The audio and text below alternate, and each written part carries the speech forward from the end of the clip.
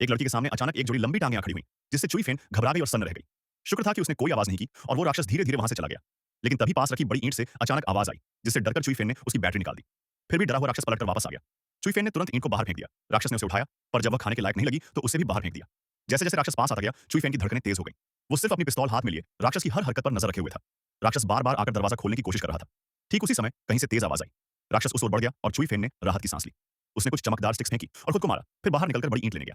तभी उसके हाथ से कुछ गिरा और अजीब सी आवाज हुई, जिससे चुई फेन के पसीने छूट गए। उसने फिर से एक ग्लो स्टिक फेंकी और इधर-उधर रोशनी की। राक्षस छत पर छिपा हुआ था। डर के मारे चुई फेन से ट्रिगर दब गया। कुछ गोलियां चलाने के बाद उसने आखिरकार राक्षस को मार गिराया, लेकिन खून बहने की वजह से वह खुद बेहोश हो गया। जब चुई फेन को होश आया तो उसने देखा कि वही राक्षस उस पर चढ़ा हुआ था। अजीब बात यह थी कि राक्षस ने उसे कोई नुकसान नहीं पहुंचाया, बल्कि प्यार से उसके चेहरे को छुआ। उसी क्षण चुई फेन को अपने खोए हुए प्रेमी की याद आ गई, क्योंकि यही हरकत उसका बॉयफ्रेंड अक्सर करता था। उसे एहसास हुआ कि ये राक्षस कोई और नहीं, बल्कि उसका वही प्रेमी है जो महीनों से गायब था।